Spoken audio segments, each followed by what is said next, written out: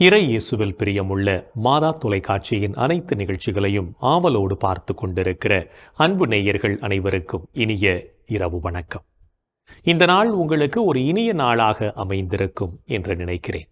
இன்றும் ஓர் அருமையான சிந்தனையைத்தான் நான் உங்களோடு பகிர்ந்து கொள்ள ஆசைப்படுகிறேன்.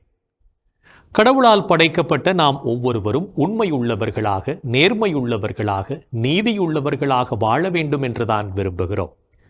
நீதியுள்ளவர்களாக வாழ வேண்டுமென்றால் பல சோதனைகளை நாம் எதிர்கொள்ள வேண்டிய சூழல் ஏற்படும். அதனையும் கடந்து உண்மைக்கும் நீதிக்கும் சான்று பகர்ந்து இறைவனுக்கு உண்மையுள்ள பிள்ளைகளாக வாழ கடவுள் நமக்கு அழைப்பு விடுக்கிறார்.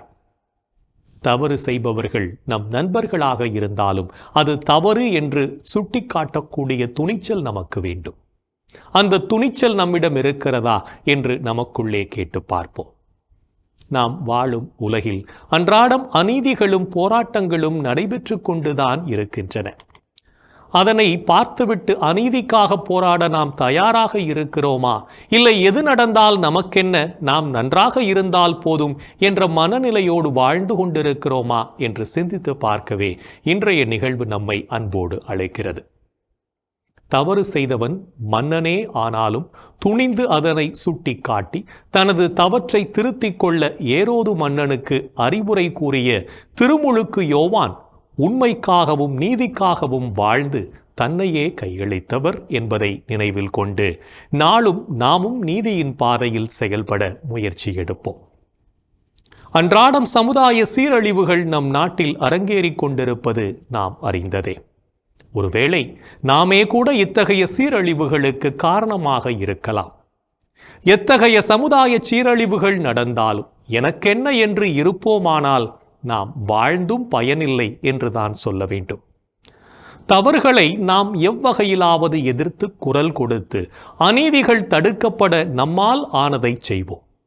நமது கடமை தவறை தவறு என்று எடுத்துரைப்பதும் அநீதிக்கும் துணை நிற்காமல் இருப்பதுமே என்பதை உணர்ந்து கொள்வோம். தவறு யார் பக்கம் இருந்தாலும் அதனை சரியான விதத்தில் எடுத்துரைக்க துணிவு கொள்ள வேண்டும். சிலர் தங்கள் தவறுகளை வெளிப்படுத்துபவர்களை பழிவாங்க துடிப்பது இயல்புதான். அதற்காக நாம் பயந்த வாழ்க்கை வாழக்கூடாது என்பதை உணர்ந்து கொண்டு நாளும் நீதியின் வழியில் வாழ நம்மை பயிற்றுவிப்போம். ஒரு நாள் பள்ளிக்கூடம் ஒன்றிற்கு கல்வி அதிகாரி ஒருவர் ஆய்விற்காக வந்திருந்தார். அவர் வருவது முன்பே தெரிந்திருந்ததால் பள்ளியையும் அதன் வளாகத்தையும் துப்புரவு செய்து தூய்மையாக வைத்திருந்தனர். மாணவர்கள், ஆசிரியர்கள் அனைவரும் சரியான நேரத்திற்கு பள்ளிக்கு வந்துவிட்டனர். அதிகாரியும் வந்தார். ஒவ்வொரு வகுப்பாக அதிகாரி ஆய்வு செய்து கொண்டே வந்தார்.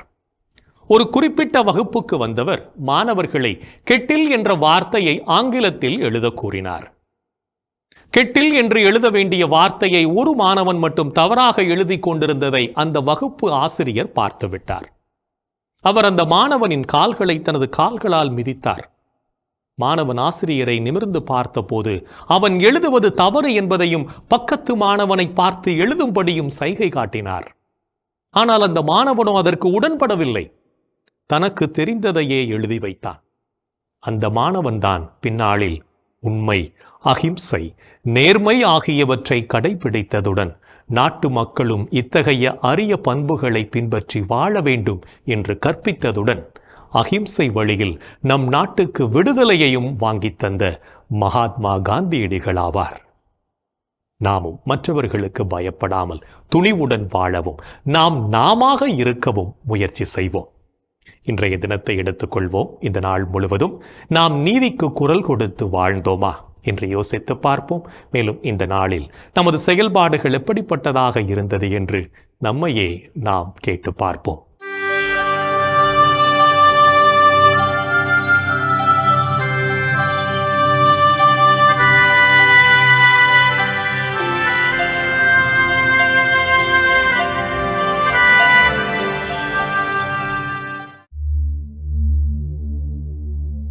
இன்று நீங்கள் கடவுள் செய்த அரும் செயல்களுக்கு நன்றி கூறினீர்களா? ஆண்டவருக்கு நன்றி செலுத்துங்கள். அவர் தம் பெயரை சொல்லி வழிபடுங்கள். அவர் தம் செயல்களை மக்களினங்கள் அறிய செய்யுங்கள். கடவுளது இரக்கத்தை இன்றைய தினம் நீங்கள் உணர்ந்து கொண்டீர்களா? மனிதர் விரும்புவதாலோ உழைப்பதாலோ எதுவும் ஆவதில்லை. கடவுள் இரக்கம் காட்டுவதாலேயே எல்லாம் ஆகிறது. இன்று நீங்கள் அனைவருடனும் நல்ல நட்பு கொண்டு வாழ்ந்தீர்களா? நீங்கள் ஒரு மனத்தவராய் இருங்கள். உயர்வு மனப்பான்மை கொள்ளாமல் தாழ்நிலையில் உள்ளவர்களோடு நன்கு பழகுங்கள். நீங்கள் உங்களையே அறிவாளிகள் எனக் கருதி பெருமிதம் கொள்ள வேண்டாம். இன்று நீங்கள் மற்றவருக்கு பயன் தரக்கூடிய வார்த்தைகளை பேசினீர்களா? கெட்ட வார்த்தை எதுவும் உங்கள் வாய் நின்று வரக்கூடாது. கேட்போர் பயனடையும்படி தேவைக்கு ஏற்றவாறு அருள் வளர்ச்சிக்கேற்ற நல்ல வார்த்தைகளையே பேசுங்கள். இன்று நீங்கள் தூய ஆவியாரை பழித்துரைத்தீர்களா? கடவுளின் தூய ஆவியாருக்கு துயரம் வருவிக்காதீர்கள். மீட்பு நாளை முன்னிட்டு உங்கள் மீது பொறிக்கப்பட்ட முத்திரையாக அவர் இருக்கிறார். இன்று நாம் இறைவனுக்கு ஏற்புடைய செயல்களை செய்திருந்தாலும் சில நேரங்களில் இறைவனுக்கு எதிராகவும் செயல்பட்டு அவருடைய அன்பிலிருந்து விலகிச் சென்றிருப்போம். அத்தகைய தருணங்களுக்காக மனம் வருந்தி மன்னிப்பு கேட்டு மனத்துயர் மன்றாட்டை ஜெபிப்போம்.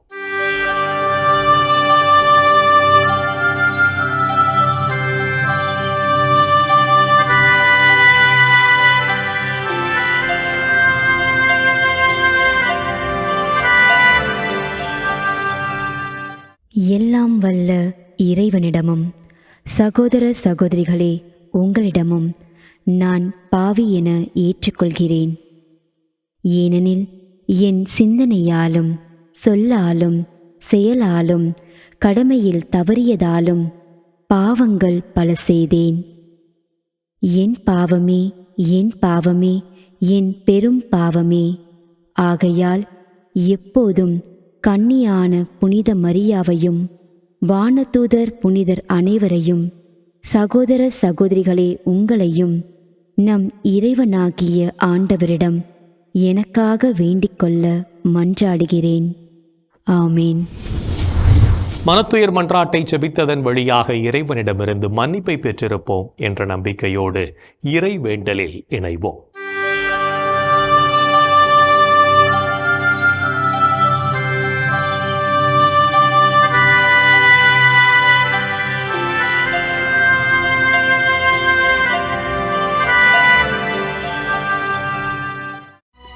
இறைவா இறைவா எமக்கு துணை புரிய வாரும்.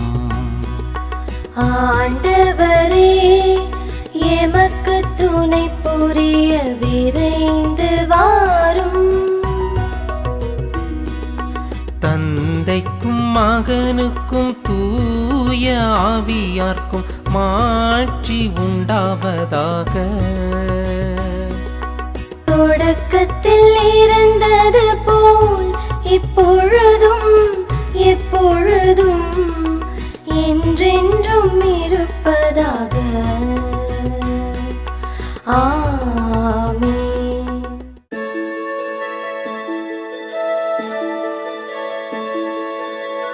போயது பொழுது புகுந்தது இரவு, தூயனை உனது பொன்னடி தொழுது. நேயமையெல்லாம் ஏதமும் நீக்கி நீயமையாண்டு காத்தருளையா. கனவுகள் துயில் வழி காணுதல் வேண்டாம், கனவிருள் பூதமும் கண்ணுரள் வேண்டாம். சினமுறு பகைவர் முரணலாம் வெல்வார், ஈனமும் உடலில் அணுகிடாது அருள்வார். ஆதியம் தந்தாய் அருள் புரிவீரே, அமலன மகனே அருள் புரிவீரே. ஜோதியே உருவாம் தூய ஆவியாரே, தொழுதனம் உமதடி அருள் புரிவீரே. ஆமென் ஆமென் ஆமென்.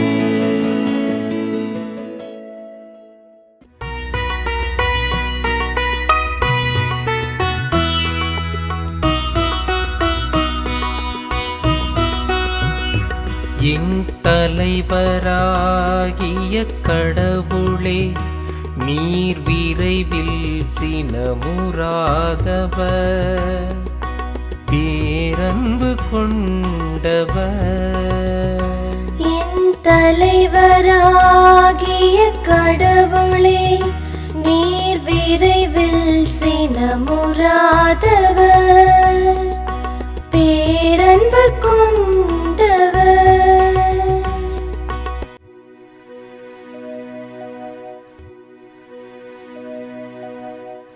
ஆண்டவரே, எனக்கு செவிசாய்த்து பதிலளியும், ஏனெனில் நான் எளியவனும் வறியவனும் மாவே. என் உயிரை காத்தருளும், ஏனெனில் மீது நான் பற்றுடையவன், அடியானை காத்தருளும். நீரே என் கடவுள், உம்மீது நான் நம்பிக்கை கொண்டுள்ளேன். என் தலைவரே, எம்மேல் இரக்கமாயிரும். ஏனெனில் நாள் முழுவதும் உம்மை நோக்கி மன்றாடுகிறேன். உம்மடியானின் மனதை மகிழச் செய்யும். என் தலைவரே, உம்மை நோக்கி என் உள்ளத்தை உயர்த்துகின்றேன். ஏனெனில் என் தலைவரே, நீர் நல்லவர், மன்னிப்பவர், உம்மை நோக்கி மன்றாடும் யாவருக்கும் பேரன்பு காட்டுபவர். ஆண்டவரே, என் வேண்டுதலுக்கு செவிகொடும். உதவியை நாடும் என் கூக்குரலை கேட்டருளும். என் துன்ப நாளில் உம்மை நோக்கி மன்றாடுவேன். நீரும் எனக்கு பதிலளிப்பீர். என் தலைவரே, தெய்வங்களுள் உமக்கு நிகரானவர் எவருமிலர். செயல்களுக்கு ஒப்பானவை எவையுமில்லை. தந்தைக்கும் மகனுக்கும் தூய ஆவியார்க்கும் மாட்சி உண்டாவதாக. தொடக்கத்தில் இருந்தது போல் இப்பொழுதும் எப்பொழுதும் என்றென்றும் இருப்பதாக. ஆமென். என் தலைவராகிய கடவுளே, நீர் விரைவில் சினமுறாதவர், பேரன்பு கொண்டவர். என் தலைவராகிய கடவுளே, நீர் விரைவில் சினமுறாதவர், பேரன்பு கொண்டவர்.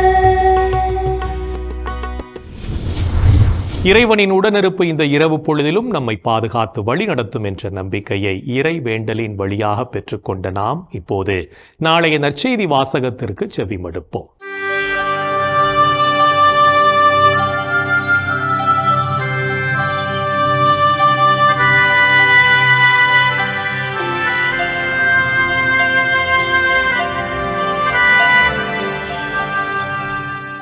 நாளைய திருப்பலி வாசகங்கள்.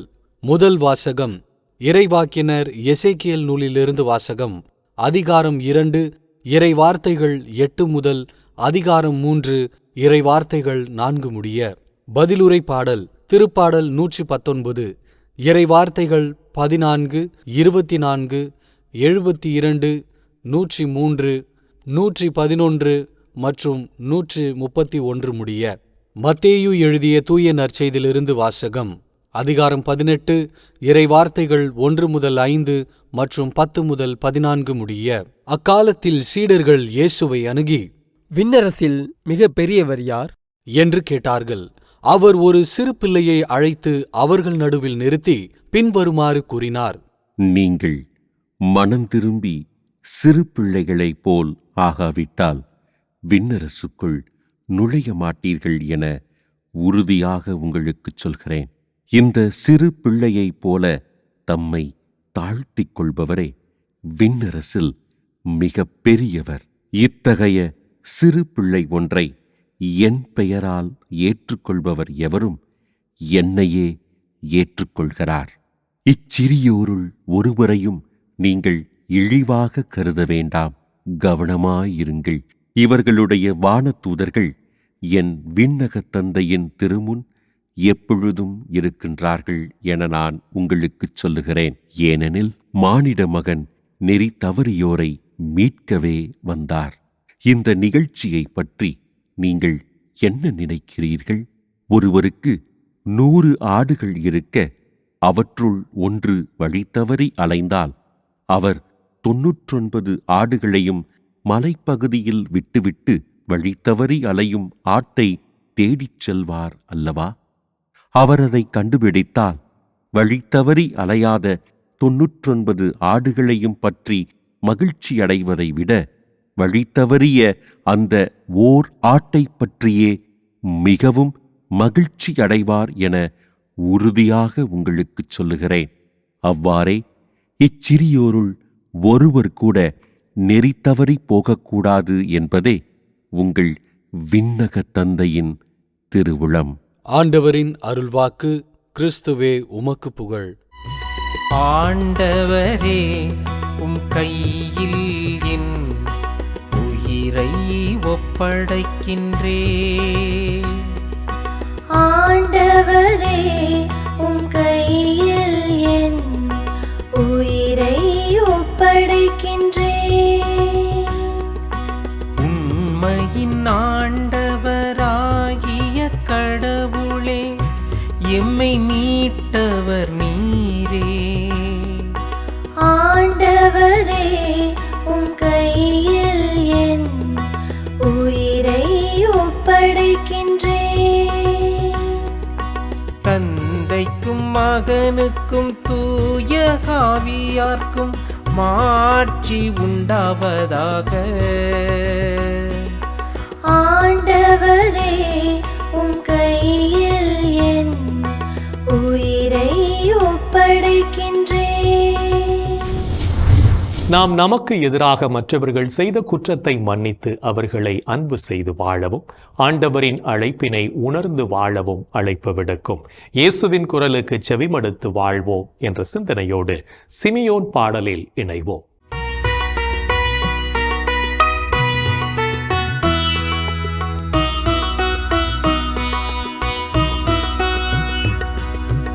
ஆண்டவரே நாங்கள் விழித்திருக்கும் போது எங்களை காத்தருளும். நாங்கள் தூங்கும் போது எங்களை பாதுகாத்தருளும். இதனால் கிறிஸ்துவோடு விழித்திருந்து அவரோடு அமைதியில் இளைப்பாறுவோம். அவரோடு அமைதியில் இளைப்பாறுவோம். ஆண்டவரே உமது சொற்படி உம்மடியான் என்னை இப்போது அமைதியுடன் போகச் செய்கின்றீர். ஏனெனில் மக்கள் அனைவரும் காணுமாறு நீர் ஏற்பாடு செய்துள்ள உமது மீட்பை என் கண்கள் கண்டு கொண்டன. இம்மீட்பே பிற இனத்தாருக்கு வெளிப்பாடு அருளும் ஒளி.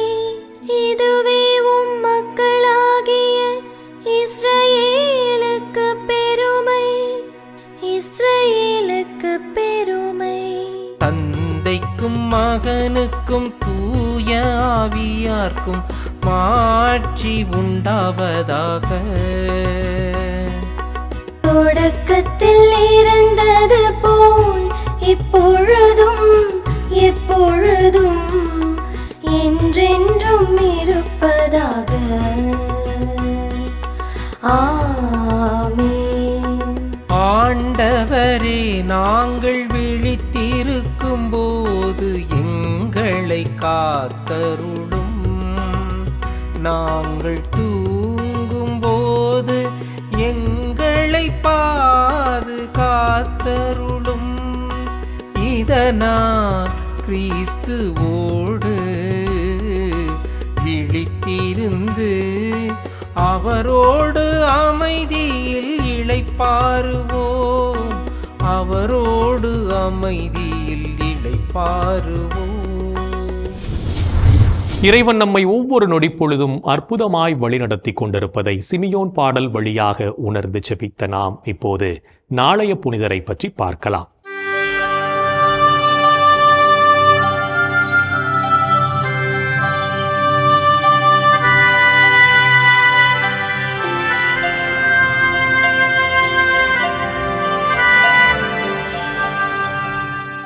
ஆகஸ்ட் 11 புனித கிளாரா. இத்தாலி நாட்டில் அசிசி நகரில் வாழ்ந்த ஃபேவரினோ சிஃபி ஆர்த்தலேனா பெற்றோருக்கு கிபி 1194 பிறந்தார் கிளாரா. இறை பக்தியோடு இருந்த கிளாராவிற்கு பெற்றோர் திருமண ஏற்பாடு செய்ய கிளாரா புனித பிரான்சிஸ் அசிசியாரின் வழிகாட்டுதலின்படி ஆசீர்வாதப்பர் துறவு மடத்தில் சேர்ந்து அருட்சகோதரியானார். அருட்சகோதரி கிளாராவோடு இணைந்து அவரது தாயாரும் சகோதரியும் துறவரத்தை தழுவி மக்களுக்காக ஜெபிக்க இவர்கள் கிளாராம்மாள் சபையினர் என்று அழைக்கப்பட்டார்கள். புனித பிரான்சிஸ் அசிசியாரினால் கிபி 1215 தன் சபையின் தலைவராக நியமனம் செய்யப்பட்ட கிளாரா ஏழ்மை, கீழ்ப்படிதல், தாழ்ச்சி மற்றும் ஒருத்தல் முயற்சிகளை கடைபிடித்து வாழ்ந்தார். நற்கருணை ஆண்டவரிடம் மிகுந்த பக்தியோடு இருந்த கிளாரா ஆண்டவர் இயேசுவின் திருப்பாடுகளை அனுதினமும் தியானித்து பக்தியோடு ஜெபித்தார். கிபி 1234 அரசன் ஃபிரெடரிக்கின் படை கிளாரா மடத்தினை சுற்றி வளைத்த போது அருட்சகோதரி கிளாரா நற்கருணை ஆண்டவரை கையில் ஏந்தி படை வீரர்களிடம் காட்ட படை வீரர்கள் அஞ்சி நடுங்கி அவ்விடத்திலிருந்து சென்றார்கள். தன் சபை சகோதரிகளிடம் ஏழ்மையினை வலியுறுத்தி உலக மக்களுக்காக ஜெபித்து வாழ்ந்த அருட்சகோதரி கிளாரா கிபி 1253 ஆகஸ்ட் 11 விண்ணகம் சென்றார். எப்பொழுதும் ஆண்டவரிடம் தனிமையிலிருந்து செபிக்க வேண்டும் என்று கூறி ஆண்டவரிடம் தனிமையில் செபித்து வாழ்ந்த அருட்சகோதரி கிளாராவினை திருத்தந்தை 4ஆம் அலெக்சாண்டர் கிபி 1255 செப்டம்பர் 26 புனிதராக உயர்த்தி கண் பாதிப்பு உள்ளவர்களுக்கு பாதுகாவலராக அறிவித்தார். புனித கிளாரா திருவிழாவினை கொண்டாடுகிற நாம் ஏழைகளின் கிளாரா துறவர சபைக்காகவும் அச்சபையின் சகோதரிகளுக்காகவும் ஆண்டவர் இயேசு கிறிஸ்துவிடம் உருக்கமோடு ஜெபிப்போம். புனிதர்கள் ஒவ்வொருவரும் தங்களது வாழ்க்கையின் மூலம் இறைவனுக்கு சான்று பகர்ந்து வாழ்ந்தவர்கள் என்பதை உணர்ந்தவர்களாய் நாமும் அவர்கள் வழியில் வாழ்ந்து இறை வழியில் பயணிப்போம் என்ற நம்பிக்கையோடு நாளைய தினம் நாம் மற்றவர்களின் விஷயங்களில் தலையிடாமல் இருப்போம். என் அன்பு சகோதர சகோதரிகளே, கடவுளின் இரக்கம், கடவுளின் அன்பு அளவற்றது. அவர் ஒவ்வொரு நாளும் இரக்கத்தால் நம்மை வழிநடத்தி கொண்டிருக்கிறார் என்பதை இன்றைக்கும் நாம் அறிந்திருப்போம், புரிந்திருப்போம். அவருடைய இரக்கத்திற்காய் கடவுளுக்கு நாம் நன்றி சொல்வோம். என் அன்பு சகோதரனை சகோதரி, இந்த தினத்தில் ஏழை எளியவர்களுக்காக, ஆதரவற்றவர்களுக்காக, ஒடுக்கப்பட்ட அனாதைகளுக்காக நாம் கண்ணீரோடு மன்றாடுவோமா? எங்கள் அன்பை உருவான இயேசு ஆண்டவரே, இதோ ஏழைகளை நீர் தேடி வந்தீர், ஏழ்மையில் நீர் பிறந்தீர் ஆண்டவரே. ஒதுக்கப்பட்ட மக்களுக்காய் உண்மையை நீர் கையளித்தீர். ஓரம் கட்டப்பட்ட மக்களை நீர் தேடி சென்று அவர்களை ஆசீர்வதித்தீர். இவர்களை குறித்து நாங்கள் சிறப்பாக நற்செய்தியில் வாசித்திருக்கிறோம். ஆம் ஆண்டவரே, இன்றைய சமூகத்திலே ஏழைகளாய், அனாதைகளாய், ஒதுக்கப்பட்டவர்களாய், ஓரம் கட்டப்பட்ட மக்களை எல்லாம் எண்ணி பார்க்கிறோம். ஆண்டவரே, இவர்களை எல்லாம் நீர் ஆசீர்வதியும் ஐயா. இவருடைய தேவைகளை நிறைவேற்றும் ஐயா. ஆண்டவரே, நாங்களும் இவருடைய வாழ்க்கையில் ஏற்படுகின்ற எல்லா விதமான தேவைகளையும் நாங்கள் எண்ணி பார்த்து எங்களால் முடிந்தவரை தாராள உள்ளத்தோடு இவர்களுக்காய் உதவக்கூடிய நல்ல மனதை, பரந்துபட்ட பார்வை, தாராள எண்ணத்தை எங்களுக்கும் தாரும் ஐயா. எங்கள் அன்பு தாயே, ஆரோக்கிய அன்னையே, முத பிள்ளைகளாக ஏழைகளுக்காக பரிந்து பேசுங்கள் அம்மா. இந்த ஜெபங்களை எங்கள் ஆண்டவராகிய இயேசுவே உமது வல்லமையான திருநாமத்தின் வழியாக உம்மை கெஞ்சி மன்றாடுகிறோம். ஆமென். என்று வாழும் உயிருள்ள இறைவன் தந்தை, மகன், தூய ஆவியார் நாம் அனைவரையும் நிறைவாக ஆசீர்வதிப்பாராக. ஆமென். இந்த ஜெபத்தின் வழியாக இறை அருளும் ஆசீரும் நம்மில் நிறைவாக பொழியப்பட்டிருப்பதை உணர்ந்திருப்போம். இறை அன்பிலும் அரவணைப்பிலும் என்றும் நாம் நலமோடு வாழ்வோம். அன்னை மரியாவும் நமக்கு உதவிகள் செய்வார் என்ற நம்பிக்கையோடு அவரின் துணை வேண்டி இந்த நிகழ்வை நிறைவு செய்யலாம். Good night.